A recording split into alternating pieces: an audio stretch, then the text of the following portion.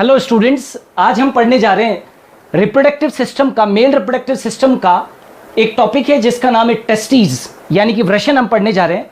और ये जो वृषण होते हैं इनकी जो संख्या होती है वो एक जोड़ी होती है। और वास्तव में जो नरों के अंदर वृषण होते हैं वो बाह्य उदरीय होते हैं, एक्स्ट्रा एब्डोमिनल होते हैं। लेकिन वास्तव में ये जो भ्रूणीय अवस्था के अंदर, प्रारंभिक भ्रूणीय अवस्थाओं के अंदर ये उदरीय गुहा के अंदर ही पाए जाते हैं। लेकिन क्या होता है कि जो पूरा के पूरा गर्भकाल होता है, 9 माह का जो गर्भकाल होता है, उस 9 माह के गर्भकाल के अंदर जो 7वां माह होता है, गर्भकाल का जो 7वां माह होता है, उसके अंदर वृषण जो है वो उदरीय गुहा से उतरकर वक्षण नाल से होते हुए, उदरीय गुहा से उतरकर वक्षण नाल से होते हुए ये कहां पर आ जाते हैं? वृषण कोश में आ जाते हैं। यूं समझिए ये जो लाइन के ऊपर का हिस्सा है ये उदरीय गुहा है, और प्रारंभिक अवस्थाओं के अंदर जो वृषण है वो उदरीय गुहा में थे। लेकिन भ्रूणीय परिवर्तन के 7वें माह के अंदर एक नाल होती है जिसका नाम है वक्षण नाल। उस वक्षण नाल से वृषण उतरकर और कहां पर आ जाते हैं? ये वृषण कोशों में आ जाते हैं। ये वृषण कोश है। वृषण कोश पाउचनुमा जो है वो रचनाएं होती है, और इन पाउचनुमा रचनाओं के अंदर वृषण जो है वो पाए जाते हैं। लेकिन एक चीज याद रखें कि मानवों के अंदर जो नर होते हैं उनके अंदर वृषण जो होते हैं वो हमेशा किस में पाए जाते हैं? परमानेंटली वृषण कोश के अंदर पाए जाते हैं। ये वृषण जो है वो वापस से उदरीय गुहा के अंदर नहीं जाते हैं। ये क्यों नहीं जाते हैं? क्योंकि उसका एक कारण है कि एक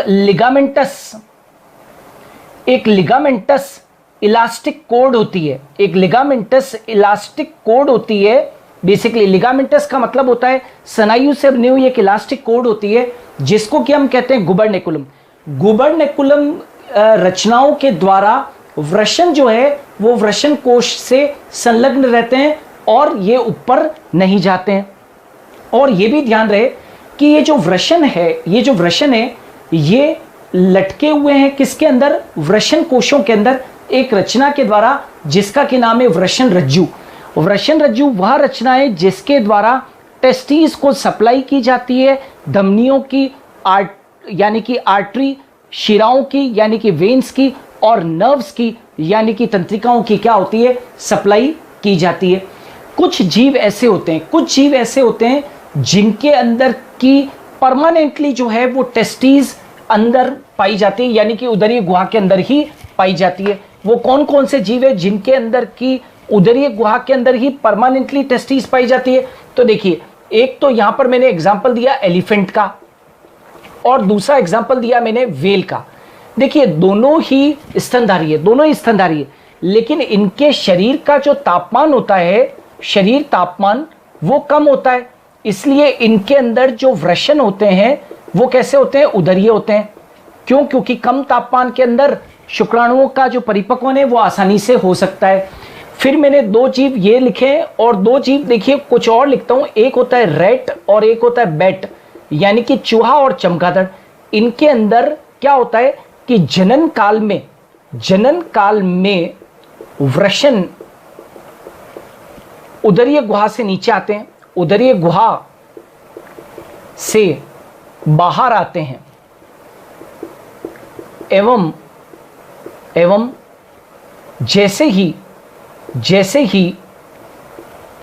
इनका जनन काल पूरा होता है, ये फिर से उदरीय गुहा में चले जाते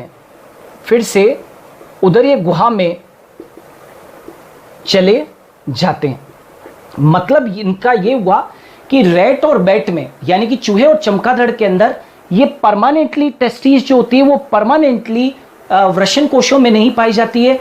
ये केवल जनन काल के अंदर टेम्पररी रूप से आते हैं, और जनन काल जैसे ही पूरा हो जाता है तो ये वापस से फिर से अपनी जगह पर चले जाते हैं। लेकिन मानवों के अंदर, मानव की बात करें तो टेस्टिस जो होती है वो कैसी होती है? बाह्य उदरीय होती है, और ये परमानेंटली जो है वो कैसी पाई जाती है? बाह्य उदरीय पाई जाती है। ओके, नाउ एक प्रश्न उठता है कि मानवों के अंदर ये बाह्य उदरीय क्यों हुई? ऐसा क्यों हुआ कि भ्रूणीय परिवर्तन के अंदर 7वें माह में ये जो टेस्टिस है वो उदरीय गुहा से उतरकर वक्षण नाल से होते हुए वृषण कोशों के अंदर आ गए?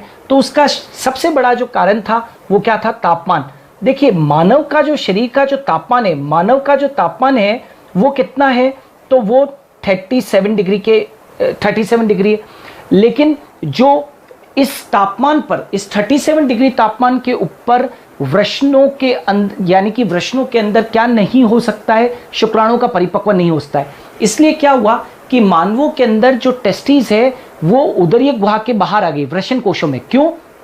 क्योंकि वृषण कोश का जो तापमान होता है, वो वृषण कोश का जो तापमान होता है वो हमेशा ध्यान रखें 2 से लेकर और 3 डिग्री कम रहता है, 2 से 3 डिग्री कम। मतलब यदि हमारे शरीर का तापमान 37 है तो वृषण कोश का जो तापमान रहेगा वो लगभग 34 या 34.5 के आसपास रहेगा। और इस कम तापमान के ऊपर शुक्राणुओं का परिपक्वन जो है वो क्या है, संभव है। इसलिए मानवों के अंदर वृषण जो है वो उदरीय गुहा से उतरकर और कहां पर आ गए, वृषण कोश के अंदर आ गए। और ये परमानेंटली कहां पर रहते हैं, वृषण कोश के अंदर ही रहते हैं।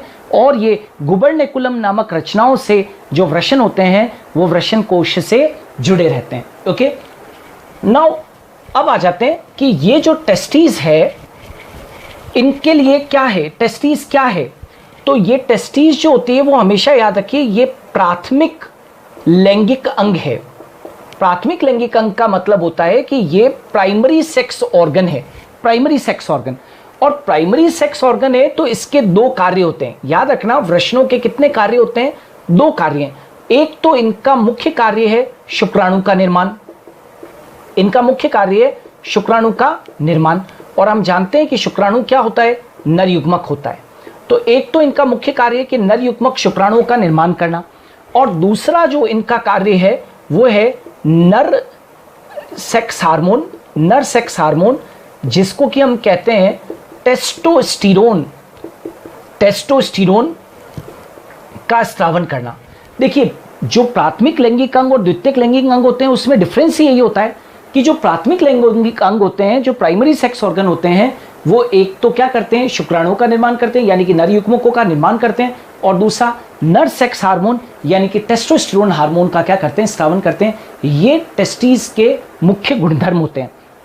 अब देखिए, टेस्टिस की यदि हम साइज की बात करें तो देखिए इनकी साइज कितनी होती है, इनकी लंबाई जो होती है वो 4 से 5 सेंटीमीटर तो इनकी लंबाई होती है, और जो चौड़ाई होती है इनकी कितनी होती है, 2 से 3 सेंटीमीटर।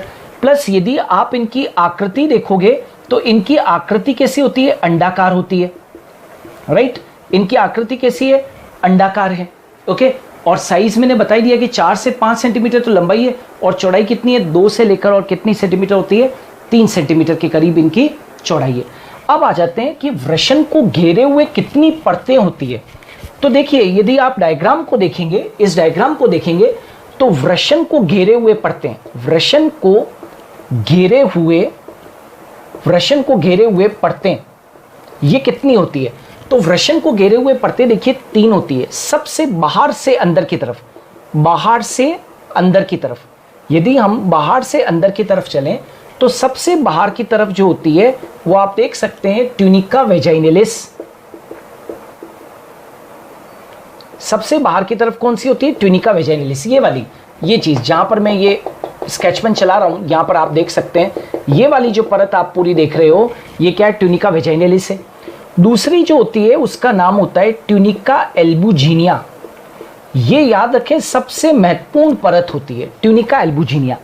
और जो थर्ड वाली जो परत है जो अंदर होती है, ये वाली देखिए, ये तो है ट्यूनिका वेजाइनलिस, ये वाली जो होती है ट्यूनिका एल्बुजिनिया, और भीतर वाली जो है वो क्या है, ट्यूनिका वेस्कुलोसा है। ट्यूनिका वेस्कुलोसा, ये तीनों परतें हैं बाहर से अंदर की तरफ, ट्यूनिका वेजाइनलिस, ट्यूनिका एल्बुजिनिया और ट्यूनिका वेस्कुलोसा। सबसे महत्वपूर्ण परत कौन सी है, ट्यूनिका एल्बुजिनिया। अभी क्या होता है, ट्यूनिका एल्बुजिनिया जो परत है, ट्यूनिका एल्बुजिनिया परत भीतर की ओर धंस जाती है, भीतर की ओर धंसकर वृषण को, प्रत्येक वृषण को 250 कोष्ठों में विभक्त कर देती है। इन कोष्ठों को हम क्या कहते हैं, इन कोष्ठों को वृषण कोष्ठ, या अंग्रेजी के अंदर इनको हम कहें तो टेस्टिक्युलर लोब्यूल्स कहते हैं, टेस्टिक्युलर लोब्यूल्स कहते हैं। बात समझ में आ गई है ना आपको? ट्यूनिका एल्बुजिनिया परत, ये जो ट्यूनिका एल्बुजिनिया परत है, ये ट्यूनिका एल्बुजिनिया परत भीतर की ओर धंस जाती है और भीतर की ओर धंसकर और टेस्टिस को अनेक चैम्बर के अंदर अनेक कोष्ठों में विभक्त कर दी। ये सब कोष्ठ है, ये सब कोष्ठ है। तो एक टेस्टिस के अंदर कोष्ठों की जो संख्या है वो कितनी है? लगभग 250 के करीब है। ट्यूनिका एल्बुजिनिया परत के भीतर धंस जाने से 250 कोष्ठों का हर एक टेस्टिस के अंदर निर्माण हो जाता है। इन कोष्ठों को हम क्या कह देते हैं? वृषण कोष्ठ कह देते हैं, या अंग्रेजी के अंदर कहें तो हम इनको क्या कह देते हैं? टेस्टिक्युलर लोब्यूल्स कह देते हैं। ओके, अब आ जाते हैं कि आखिर इन टेस्टिक्युलर लोब्यूल्स के अंदर है क्या। तो प्रत्येक वृषण कोष्ठ में, प्रत्येक वृषण कोष्ठ में 2 से 3 नलिकाएं पाई जाती है। 2 से 3 नलिकाएं, जैसे ये एक वृषण कोष्ठ है तो इसके अंदर 2 से 3 नलिकाएं उपस्थित, प्रत्येक वृषण कोष्ठ में 2 से 3 नलिकाएं उपस्थित। इन नलिकाओं को जानते हैं क्या कहते हैं? इन नलिकाओं को शुक्रजनक नलिकाएं कहते हैं। शुक्रजनक नलिकाएं कहते हैं। यहां पर देखिए मैंने लेबल भी कर रखा है कि ये जो है इनके अंदर क्या पाई जाती है? ये शुक्रजनक नलिकाएं हैं। ये जो शुक्रजनक नलिकाएं हैं इनको हम बोलते हैं सेमिनिफेरस ट्यूब्यूल्स, सेमिनिफेरस ट्यूब्यूल्स। और याद रहे ये शुक्रजनक नलिकाएं इसलिए इंपॉर्टेंट है क्योंकि ये क्या करती है? शुक्रजनक नलिकाएं क्या करती है? तो ये बेसिकली शुक्राणु का क्या करती है? निर्माण करती है। तो इनको हम क्या कहते हैं? शुक्रजनक नलिकाएं कहते हैं। और ये वृषण की संरचनात्मक व क्रियात्मक, वृषण की संरचनात्मक व क्रियात्मक इकाई है। ये वृषण की संरचनात्मक क्रियात्मक इकाई है। यदि हम शुक्रजनक नलिकाओं के फंक्शन को जानना चाहते हैं तो हम क्या करेंगे? एक टीएस काट, यानी कि टीएस किसका है? शुक्रजनक नलिका का काटेंगे। शुक्रजनक नलिका का अनुप्रस्थ काट काटेंगे। टीएस नलिका शुक्रजनक, ये क्या है? टीएस जो है यानी कि अनुप्रस्थ काट है किसका? शुक्रजनक नलिका का। यदि हम एक शुक्रजनक नलिका का अनुप्रस्थ काट काटेंगे तो हमें शुक्रजनक नलिका की कुछ इस प्रकार से रचना नजर आएगी। सबसे बाहर की तरफ जो होती है शुक्रजनक नलिका के अंदर, उसको बोलते हैं ट्यूनिका प्रोप्रिया। सबसे बाहर की तरफ जो होती है वो परत, वो कौन सी होती है? ट्यूनिका प्रोप्रिया होती है। और उसके भीतर क्या होती है? जनन उपकला। उसके भीतर क्या होती है? जनन उपकला। आप इस जनन उपकला को जर्मिनल एपिथेलियम भी कह सकते हैं, इसे जर्मिनल एपिथेलियम भी कह सकते हैं। और इस जनन उपकला से संबंधित 2 प्रकार की कोशिकाएं होती है। ये 2 प्रकार की कोशिकाएं मैं बता रहा हूं। 2 प्रकार की कोशिकाएं, देखिए कुछ तो होती है छोटी कोशिकाएं जो कि आपके सामने बनी हुई है। इनको तो हम बोलते हैं, दैट इज नॉन एज, इनको हम क्या बोलते हैं? शुक्रजनक कोशिका। इनको क्या बोलते हैं? शुक्रजनक कोशिका। शुक्रजनक कोशिका। आप इनको अंग्रेजी के अंदर स्पर्मेटोगोनिया सेल्स, स्पर्मेटोगोनिया सेल्स भी कह सकते हैं, राइट। आप चाहें तो इन्हें नर जनन कोशिका भी कह सकते हैं। इंग्लिश के अंदर इनको बोलते हैं मेल जर्म सेल्स। तो ये तो हो गई छोटी कोशिकाएं। और ये जो शुक्रजनक कोशिकाएं, इनकी क्या विशेषता है कि ये क्या बनाएगी? इनके द्वारा तो किसका निर्माण होगा? शुक्राणु का निर्माण होगा। इनके द्वारा तो शुक्राणु का निर्माण होगा, लेकिन इनके बीच बीच में कुछ बड़ी कोशिकाएं भी होती है। ऐसे ये बड़ी बड़ी कोशिकाएं भी है, लंबवत कोशिकाएं। इनको हम बोलते हैं सर्टोली कोशिकाएं, राइट। ये कौन सी है? सर्टोली सेल्स है। तो मैं कहना चाहता हूं कि ये एक आपके सामने जो चित्र बना हुआ है, ये एक शुक्रजनक नलिका का सेमिनिफेरस ट्यूब्यूल का अनुप्रस्थ काट है। इस अनुप्रस्थ काट को देखोगे तो शुक्रजनक नलिका के अंदर सबसे बाहर की तरफ ट्यूनिका प्रोप्रिया परत है, उसके नीचे जनन उपकला है। और जनन उपकला से संबंधित 2 प्रकार की कोशिकाएं हैं। एक छोटी कोशिकाएं जिनको कि हम शुक्रजनक कोशिकाएं कहते हैं, जिनको नर जनन कोशिका भी कहते हैं, जो कि नर युग्मक शुक्राणुओं का निर्माण करेगी। और दूसरी कोशिकाएं जो कि लंबवत कोशिकाएं हैं, वो क्या है? सर्टोली सेल्स है। इन सर्टोली सेल्स को हम नर्स सेल्स भी कहते हैं, पोषक कोशिकाएं। क्यों? क्योंकि ये सर्टोली सेल्स परिवर्तित होते हुए शुक्राणुओं को क्या प्रदान करती है? पोषण प्रदान करती है। तो ये जो था, ये क्या था? शुक्रजनक नलिका का अनुप्रस्थ काट था। अब देखें कि ये जो शुक्रजनक कोशिकाएं हैं जो कि शुक्रजनक नलिकाओं के अंदर उपस्थित है, ये शुक्राणु का निर्माण कैसे करती है? तो मैंने यहां पर लिखा शुक्रजनक कोशिका, मतलब कि स्पर्मेटोगोनिया सेल्स, स्पर्मेटोगोनिया सेल। ये जो कोशिकाएं होती है इनको हम मेल जर्म सेल कहते हैं। ये कैसी होती है? ट्विन होती है। अब क्या होता है कि इन शुक्रजनक नलिकाएं जो होती है वो शीघ्र ही प्राथमिक स्पर्मेटोसाइट में बदल जाती है, ये भी कैसी होती है? ट्विन। फिर इनके अंदर क्या होता है? प्राथमिक स्पर्मेटोसाइट के अंदर अर्धसूत्री विभाजन होता है, अर्धसूत्री विभाजन। तो प्राथमिक स्पर्मेटोसाइट जो है वो किस में बदल जाती है? द्वितीयक स्पर्मेटोसाइट में। ये कैसी होती है? एन होती है। फिर द्वितीयक स्पर्मेटोसाइट के अंदर फिर से अर्धसूत्री विभाजन होता है, लेकिन अब की बार अर्धसूत्री विभाजन कौन सा होता है? द्वितीय। ये कौन सा था? प्रथम। अर्धसूत्री विभाजन द्वितीय जो है वो बिल्कुल समसूत्री विभाजन के समान होता है। तो द्वितीयक स्पर्मेटोसाइट से क्या बन जाते हैं? शुक्राणु पूर्व, जिनको स्पर्मेटिड भी कहते हैं। ये एन ही रहता है, गुणसूत्र संख्या बदलती नहीं है। और शुक्राणु पूर्व से क्या बन जाते हैं? शुक्राणु। और शुक्राणु कैसे होते हैं? नर युग्मक एन होते हैं। तो इस प्रकार से शुक्रजनक नलिका के अंदर शुक्राणु का क्या होता है? निर्माण। और याद रखें, ये जो सर्टोली सेल्स थी, आप इनको सर्टोली सेल्स को क्या बोलते हैं? नर सेल्स। ये क्या है? नर सेल्स है। इनका काम क्या है? दो काम होते हैं। एक तो इनका काम होता है शुक्राणुओं को पोषण देना। एक तो इनका मुख्य कार्य क्या है? शुक्राणुओं को पोषण देना।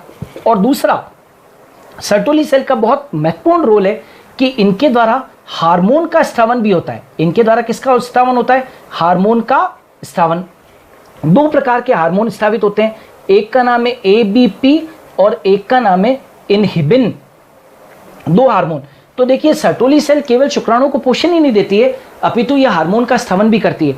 दो हार्मोन होते हैं, एक का नाम है एंड्रोजन बाइंडिंग प्रोटीन एबीपी, जो कि शुक्रजनक नलिका, ये जो है वो क्या करती है? एबीपी क्या करता है? ये टेस्टोस्टेरोन हार्मोन को संकेंद्रित करता है, कंसेंट्रेट करता है। और इनहिबिन हार्मोन जो होता है वो एफएसएच के, फॉलिकल स्टिमुलेटिंग हार्मोन, यानी कि पुटिका प्रेरक हार्मोन के प्रभाव को, या मैं कह सकता हूं उसके स्त्रावन को, ये क्या कर देता है? संदमित कर देता है। तो ये हार्मोन के दो स्त्रावन होते हैं, एक का नाम है एबीपी और दूसरे का नाम क्या है? इनहिबिन। इस प्रकार से हम कह सकते हैं कि वृषण के अंदर किसका निर्माण हो गया? शुक्राणुओं का निर्माण हो गया। देखिए, वृषण कैसा था? प्राथमिक कैसा है? प्राथमिक लैंगिक अंग है। उसके दो कार्य थे, शुक्राणु का निर्माण करना और दूसरा क्या? टेस्टोस्टेरोन हार्मोन का स्थापन। अब प्रश्न उठता है कि टेस्टोस्टेरोन हार्मोन कहां पर है और कैसे बनता है? तो आपको मालूम होना चाहिए कि ये क्या चीज है। देखिए, मैंने आपके सामने खूब सारी शुक्रजनक नलिकाएं बनाई है। ये क्या है? सब ये सब शुक्रजनक नलिकाएं हैं, राइट। वैसे भी आपको ये मालूम होना चाहिए कि एक वृषण में, मैं यहां पर लिख देता हूं, एक वृषण में लगभग 750 शुक्रजनक नलिकाएं क्या होती है? उपस्थित होती है। एक वृषण में 750 शुक्रजनक नलिकाएं उपस्थित। कैसे? क्योंकि हम जानते हैं वृषण के अंदर कितने कोष्ठ है? 250। यदि एक कोष्ठ के अंदर 3 शुक्रजनक नलिकाएं हैं तो 750 हो जाएगी कितने? 250 कोष्ठों के अंदर। तो एक वृषण में लगभग 750 शुक्रजनक नलिकाएं उपस्थित होती है। अभी क्या होता है, मानो कि ये सब शुक्रजनक नलिका है। अभी आपने शीघ्र ही इसकी संरचना पढ़ी थी, तो ये तो क्या है? सब शुक्रजनक नलिका है। मान लीजिए मैंने यहां पर लिख दिया, ये क्या है? शुक्रजनक नलिका। शुक्रजनक नलिका। अब क्या होता है, शुक्रजनक नलिका के बीच बीच में बेकायदा क्या होता है? संयोजी उत्तक होता है, और इस संयोजी उत्तक में विशेष प्रकार की कोशिकाएं पाई जाती है। याद रहे क्या कहा मैंने? शुक्रजनक नलिकाओं के बीच बीच में कोशिकाएं पाई जाती है, और इन कोशिकाओं को हम क्या कह देते हैं? लीडिक कोशिकाएं। इन्हें क्या कह देते हैं? लीडिक कोशिकाएं। हम चाहें तो इन्हें क्या कह सकते हैं? अंतराली कोशिकाएं कहते हैं। अंतराली कोशिकाएं क्यों कहते हैं अंतराली कोशिकाएं? क्योंकि ये कोशिकाएं शुक्रजनक नलिकाओं के बीच बीच में पाई जाती है, इसलिए हम इनको क्या बोलते हैं, अंतराली कोशिकाएं। और लीडिक कोशिकाएं क्यों कहते हैं, क्योंकि इनकी खोज किसने की थी, लीडिक ने की थी। और ध्यान रहे कि ये जो लीडिक कोशिका है, लीडिक कोशिका, इसका कार्य क्या होता है, तो वेरी वेरी इंपॉर्टेंट, इसका कार्य क्या है, टेस्टोस्टेरोन, टेस्टोस्टेरोन हार्मोन का क्या करना, स्रावन, टेस्टोस्टेरोन हार्मोन का स्रावन। हम चाहें तो टेस्टोस्टेरोन हार्मोन को क्या कह सकते हैं, एंड्रोजन भी कह सकते हैं, ठीक है। तो लीडिक कोशिकाओं के द्वारा वृषण के अंदर टेस्टोस्टेरोन हार्मोन का क्या होता है, स्रावन होता है। और याद रहे कि ये जो टेस्टोस्टेरोन जो है, इस हार्मोन की प्रकृति कैसी होती है, तो ये स्टेरॉइड हार्मोन है, उत्तेजना पैदा करने वाला क्या है, ये हार्मोन है। टेस्टोस्टेरोन हार्मोन जो है वो स्टेरॉइड हार्मोन है। नर जैसे ही यौवनावस्था में प्रवेश करता है 12-13 साल की उम्र में, तो उसके अंदर, वृषणों के अंदर ये हार्मोन स्रावित करना होना शुरू हो जाता है। और टेस्टोस्टेरोन हार्मोन का कार्य क्या होता है, तो ये नरों के अंदर द्वितीयक लैंगिक लक्षणों को क्या करता है, निर्धारित करता है। द्वितीयक लैंगिक लक्षणों का मतलब होता है जैसे ही बच्चा यौवनावस्था में प्रवेश करता है और टेस्टोस्टेरोन हार्मोन सिक्रेट होना शुरू होता है, उसके अंदर दाढ़ी मूछें आना शुरू हो जाता है। ये क्या है, एक द्वितीयक लैंगिक लक्षण है। कंधों का चौड़ा हो जाना, आवाज़ का भारी हो जाना, राइट, शरीर के ऊपर बालों का बहुत ज़्यादा आवरण आ जाना, ये सब जो है वो द्वितीयक लैंगिक लक्षण है, जो कि टेस्टोस्टेरोन हार्मोन के द्वारा क्या होते हैं, नियंत्रित होते हैं। ओके, अभी क्या होता है, ये तो बात की हमने किसकी, हार्मोन की, कि हार्मोन वगैरह जो है वो कैसे स्रावित होते हैं और शुक्राणु का जो निर्माण है वो कैसे होता है। अब आप देखिए कि क्या होता है, सभी शुक्रजनक नलिकाएं किस में खुल जाती है, वृषण झालक में खुल जाती है। वृषण झालक, जिसको कि हम रेटे टेस्टिस कहते हैं, रेटे टेस्टिस में खुल जाती है, राइट। सभी शुक्रजनक नलिकाएं, ये जितनी भी शुक्रजनक नलिकाएं हैं वो क्या लेकर आ रही है, शुक्राणु को लेकर आ रही है। तो ये शुक्राणु को लाने वाली जो नलिकाएं हैं ये किस में खुल जाती है, एक नलिकाओं के जाल में खुल जाती है। और इस नलिकाओं के जाल को, जो ये यहाँ पर प्रेजेंट है, देखिए सारी के सारी शुक्रजनक नलिकाएं एक जाल में खुल रही है यहाँ पर, और उसको हम क्या कह देते हैं, वृषण झालक कह देते हैं या रेटे टेस्टिस कह देते हैं। ओके, तो सारे शुक्राणु कहाँ आ चुके हैं, वृषण झालक के अंदर। अब क्या होता है, वृषण झालक से 15 से 20 नलिकाएं निकलती है, 15 से 20 नलिकाएं निकलती है। एवं ये शुक्राणुओं को लेकर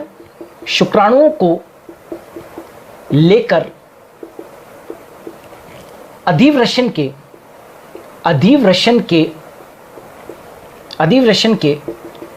कैपुट भाग में प्रवेश करती है। इन नलिकाओं को हम जानते हैं क्या कहते हैं, इन नलिकाओं को शुक्र वाहिनिकाएं, यानी कि अंग्रेजी में इन्हें वासा अफ्रेंशिया कहते हैं। इन्हें क्या कहते हैं, वासा अफ्रेंशिया। बात समझ गए आप।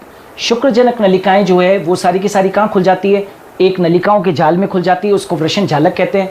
वृषण झालक से 15 से 20 नलिकाएं निकलती है, ये देखिए, और इन्हें शुक्र वाहिनिकाएं कहते हैं। ये 15 से 20 होती है और ये अधिवृषण के कैपुट भाग में क्या हो जाती है, खुल जाती है। ये अधिवृषण के किस में खुल जाती है, कैपुट भाग में खुल जाती है। देखिए ये अधिवृषण है, ये वाला जो भाग है जो वृषण से जुड़ा हुआ है, ये वाला पूरा भाग, देखिए वृषण यहाँ तक है, ये वाला भाग पूरा के पूरा ये क्या है, एक नलिकाकार जो भाग है, इसको हम क्या कह देते हैं, अधिवृषण कह देते हैं। अधिवृषण के 3 भाग होते हैं। एक जो सबसे ऊपर का भाग होता है उसको तो बोलते हैं कैपुट, बीच वाला जो भाग होता है उसको बोलते हैं कॉर्पस, और आखिरी वाला जो भाग होता है वो क्या होता है, कोडा। जैसे मान लीजिए यदि ये वृषण है और यदि मैंने ये अधिवृषण बनाया, तो अधिवृषण के कितने भाग है, 3 भाग, एक भाग, ये 2 भाग और ये 3 भाग, ठीक है। ये वाला जो भाग होता है उसको क्या बोलते हैं, कैपुट कहते हैं। ये वाला जो भाग, बीच वाला भाग होता है, इसको क्या बोलते हैं, कॉर्पस, और ये वाला जो भाग होता है वो क्या होता है, कोडा। मैं ये कहना चाहता हूं कि समस्त शुक्र वाहिकाएं जो है, वाहिनिकाएं जो है, वो किस में खुल गई है, कैपुट अधिवृषण के अंदर खुल गई है, राइट। अच्छा, अब प्रश्न उठता है कि आखिर शुक्राणु को लेकर ये शुक्र वाहिनिकाएं अधिवृषण में गई तो अधिवृषण का क्या कार्य होता है? तो याद रखना, अधिवृषण जो होता है वो शुक्राणुओं के परिपक्वन के लिए आवश्यक होता है और साथ ही साथ ये शुक्राणुओं को क्या देता है? गतिशीलता देता है। ओके, और यहाँ पर शुक्राणु जो होते हैं वो अस्थायी रूप से क्या रहते हैं? संग्रहित रहते हैं। ओके, और ध्यान रहे कि ये जो अधिवृषण का जो सबसे आखिरी भाग है जिसको कि हम बोलते हैं कोडा अधिवृषण यानी कि कोडा एपिडाइमस, उससे एक नलिका बाहर निकल जाती है और इस नलिका को हम क्या कह देते हैं? इस नलिका को हम बोल देते हैं शुक्रवाहिनी, राइट, शुक्रवाहिनी, यानी कि इसको क्या कह देते हैं? स्पर्म डक्ट कह देते हैं। ये स्पर्म डक्ट अधिवृषण के पुच्छीय भाग से निकलकर और वापस से शुक्रवाहिनी कहाँ पर प्रवेश कर जाती है? ये कहाँ पर प्रवेश कर जाएगी? शरीर की उदरीय गुहा में क्या हो जाती है? फिर से प्रवेश कर जाती है। ओके, तो ये जो शुक्रवाहिनी यदि पूछे आपसे कि कहाँ से निकलती है तो ये अधिवृषण के कोड़ा भाग से ये निकलती है। और अधिवृषण के कुल मिलाकर कितने भाग है? कैपुट भाग है, कॉर्पस भाग है और कोड़ा भाग है। ओके, तो ये भी आप लोगों को याद रखना है। साथ के साथ आपको ये भी ध्यान रखना है कि शुक्रवाहिनी जो है वो क्या लेकर जा रही है? शुक्रवाहिनी किसका वहन कर रही है? शुक्राणुओं का क्या कर रही है? वहन कर रही है। अब यहाँ पर आपको एक वर्ड है जिसका नाम है क्रिप्टोरकिडिज्म। इसके बारे में भी जानकारी होनी चाहिए क्योंकि अभी हम वृषणों के बारे में पढ़ रहे हैं, तो आपको क्रिप्टोरकिडिज्म के बारे में भी जानकारी होनी चाहिए। क्रिप्टोरकिडिज्म का मतलब क्या होता है कि कुछ बच्चों के अंदर वृषण जो होते हैं, वृषण उदरीय गुहा से किस में नहीं आ पाते हैं? वृषण कोश में नहीं आ पाते, वृषण कोश में नहीं आ पाते। ऐसे डिसऑर्डर को हम क्या कह देते हैं? क्रिप्टोरकिडिज्म। हजारों बच्चों में से कुछ बच्चे ऐसे होते हैं जिनमें कि वृषण उदरीय गुहा से वक्षनाल से होते हुए वृषण कोश में नहीं आ पाते हैं। जब वृषण कोश में ये ऊपर से नीचे ना आ पाए तो ऐसे रोगियों को, ऐसे बच्चों को हम एक रोग से ग्रसित कहते हैं और उसका नाम क्या है? क्रिप्टोरकिडिज्म। वृषण उदरीय गुहा से वृषण कोश में नहीं आ पाते। एक और चीज़, क्योंकि आप वृषण पढ़ रहे हैं तो आपको ये मालूम होनी चाहिए कि वृषण के लिए एक टर्म यूज होता है ऑर्किडेक्टोमी। इसको हम कहते हैं कैस्ट्रेशन। या ऑर्किडेक्टोमी का मतलब क्या है? तो सर्जरी के द्वारा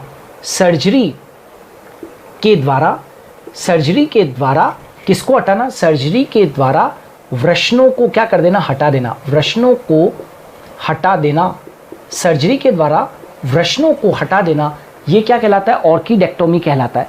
ये जनरली मानवों के अंदर कम की जाती है। ये जो बैल वगैरह होते हैं उनके अंदर ऑर्किडेक्टोमी की जाती है। क्यों?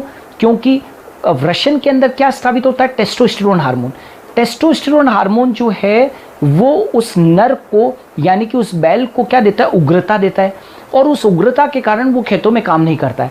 तो खेतों में काम करने वाले जो बैल होते हैं, बुल होते हैं, उनकी टेस्टिस को सर्जरी के द्वारा क्या कर दिया जाता है? हटा दिया जाता है। तो उनके अंदर जो उग्र स्वभाव होता है वो नम हो जाता है और उसके कारण वो खेतों में क्या करते हैं? काम करते हैं। तो ये ऑर्किडेक्टोमी के बारे में भी जानकारी होनी चाहिए। तो एक तो क्रिप्टोरकिडिज्म और दूसरा कौन सा है? ऑर्किडेक्टोमी के बारे में भी ध्यान रखें। तो ये था स्टूडेंट्स किसके बारे में? एक प्राथमिक लैंगिक अंग नरों के अंदर जो पाया जाता है जिसका कि नाम था known as what? The testis, जिसके दो महत्वपूर्ण कार्य थे। एक तो शुक्राणु का निर्माण और दूसरा जो है वो कार्य था कि इनके द्वारा नर लैंगिक हार्मोन जिसको कि हम कहते हैं टेस्टोस्टेरोन, उसका भी स्रावन होता है। हम आने वाले दिनों के अंदर इस रिप्रोडक्टिव सिस्टम से रिलेटेड और नए वीडियोस के साथ में हम आएंगे। तब तक के लिए थैंक्स अ लॉट। जय हिंद।